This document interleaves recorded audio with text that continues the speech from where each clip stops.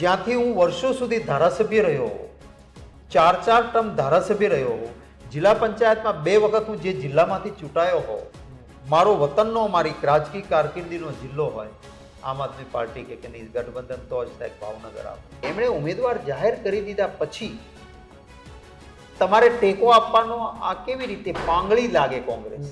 તમને પહેલા ઉમેદવાર જાહેર કરતા પહેલા પૂછ્યું હતું કોઈને? દિલ્હીમાંય નથી પૂછ્યું, અહીંયાય નથી પૂછ્યું. અને આમ આદમી પાર્ટીએ આડકતરી રીતે એવું કીધું કે ગુજરાત કોંગ્રેસે ડીલ બ્રેક કરી. આડકતરી રીતે ઈશારો હતો કે ગદ્દારી કરી. અમારે તો નક્કી થયું હતું કે વાવમાં અમે નહીં ઉતારીએ, તમે લડી લો, અને જો વિસાવદરની વાત આવશે તો કોંગ્રેસ નહીં ઉતારે, તમે લડી લો. હવે તો તમે કહી દીધું કે કોઈ ગઠબંધનની વાત જ નથી. હું કોઈ રાજનીતિમાં ક્યારેય એવા શબ્દોનો પ્રયોગ નથી કરતો કે જે રાજનીતિમાં શોભે નહીં. રાષ્ટ્રીય કક્ષાએ અમારું ગઠબંધન છે, ઇન્ડિયા ગઠબંધન છે. હમણાં જ છેલ્લું રાજ્યસભામાં મતદાન થયું તો અમારા ગઠબંધનના મતો કરતાં વધારે મતો જે ભાજપ સાથે હતા એવા મતો પણ અમને મળ્યા. એટલે એ ગઠબંધન ઇન્ટેક્ટ છે. હરિયાણાનો હું પ્રભારી હતો. હરિયાણામાં કોંગ્રેસની સરકાર, બધા કહેતા હતા કે દિવાલ पे लिखा है સરકાર कांग्रेस की बनेगी. ત્યાં આમ આદમી પાર્ટીનું કશું જ નહોતું. કેજરીવાલજીને જામીન મળ્યા એ જ સમયે. હરિયાણામાં દરેક સીટો ઉપર એમણે ઉમેદવારો ઊભા રાખવાનું નક્કી કર્યું.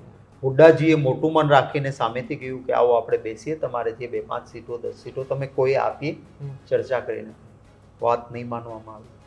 હરિયાણામાં આમ આદમી પાર્ટીએ એવા ઉમેદવારો ઊભા રાખ્યા કોંગ્રેસના તોડીને એ રીતના કે જેથી કોંગ્રેસને જ નુકસાન જાય.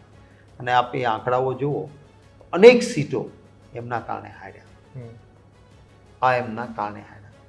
લોકસભા વખતે અહીંયા ગઠબંધન ટકે એનો ધર્મ નિભાવવા માટે મેં સામેથી, જેને કહે ને આપણે ઝેરનો ઘૂંટ પીને પણ, કારણ કે ભાવનગર એટલે હું પ્રદેશ પ્રમુખ હોય, જ્યાંથી હું વર્ષો સુધી ધારાસભ્ય રહ્યો હોઉં, 4 ટર્મ ધારાસભ્ય રહ્યો હોઉં, જિલ્લા પંચાયતમાં 2 વખત હું જે જિલ્લામાંથી ચૂંટાયો હોઉં, મારો વતનનો, મારી રાજકીય કારકિર્દીનો જિલ્લો હોય, આમ આદમી પાર્ટી કે નહીં, ગઠબંધન તો જ થાય ભાવનગર આવે.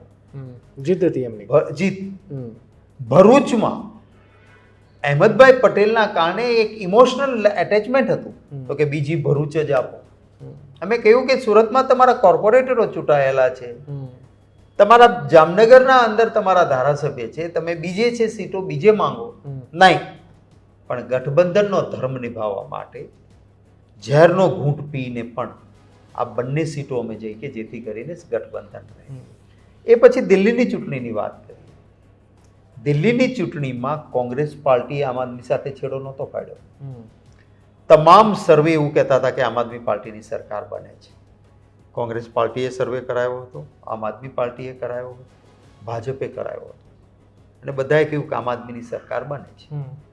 અમે એક પણ નિવેદન એવું નહોતું કર્યું કે અમે ગઠબંધન નહીં કરીએ. પહેલું નિવેદન આમ આદમી પાર્ટીમાંથી આવ્યું કે કોંગ્રેસ સાથે અમે ગઠબંધન નહીં કરીએ. તો આ કઈ પ્રકારની નીતિ આપ સમજો? એટલે હું માનું છું કે એમણે આત્મમંથન જરૂર કરવું જોઈએ. જો હરિયાણા, દિલ્હી આ બધું ન કર્યું હોય, અહીંયા પણ અમારા સાથે, અમારા નેતૃત્વ સાથે વાત કરી હોય તો ચોક્કસ વિસાવદરમાં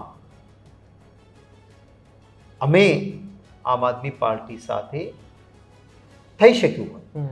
પરંતુ એક એલાયન્સનો પણ એક રિલિજન, ગઠબંધનનો પણ એક ધર્મ હોય છે. એમણે પહેલા કોંગ્રેસ સાથે વાત કરવી જોઈએ, નેતૃત્વ સાથે વાત કરવી જોઈએ, ત્યાં પણ અને અહીંયા પણ, અને પછી પોતાનો ઉમેદવાર જાહેર કરવો જોઈએ. એમણે પોતે પહેલા સીધા ઉમેદવારને જાહેર કરે છે. એટલે એમ છતાં અમે પોલિટિકલ અફેર્સ કમિટીની મિટિંગ બોલાવી ત્યારે બધાનો સૂર એ જ હતો કે હવે તો ચર્ચાનો એમણે અવકાશ જ રાખ્યો નથી. પોતાની રીતે વન વે ઉમેદવાર જાહેર કરી દીધો હોય તો એ પછી એમણે ઉમેદવાર જાહેર કરી દીધા પછી તમારે ટેકો આપવાનો આ કેવી રીતે પાંગળી લાગે કોંગ્રેસ? તમને પહેલા ઉમેદવાર જાહેર કરતા પહેલા પૂછ્યું હતું કોઈને? દિલ્હીમાંય નથી પૂછ્યું, અહીંયાય નથી પૂછ્યું. મને લાગે છે, અને પરિણામે પોલિટિકલ અફેર્સ કમિટી અમારી 2.5 કલાક ચાલ્યા પછી એક લોકશાહી રીતે પોલિટિકલ અફેર્સ કમિટીનો નિર્ણય હતો. આ કોઈ શક્તિસિંહ ગોહિલનો કે મુકુલ વાસનિકજીનો નિર્ણય નહીં. પોલિટિકલ અફેર્સ કમિટીમાં એક પરિપક્વ ચર્ચાના અંતે પાર્ટીએ નક્કી કરવું પડ્યું કે ના ભાઈ, આ રીતે તો ગઠબંધન ના ચાલી શકે.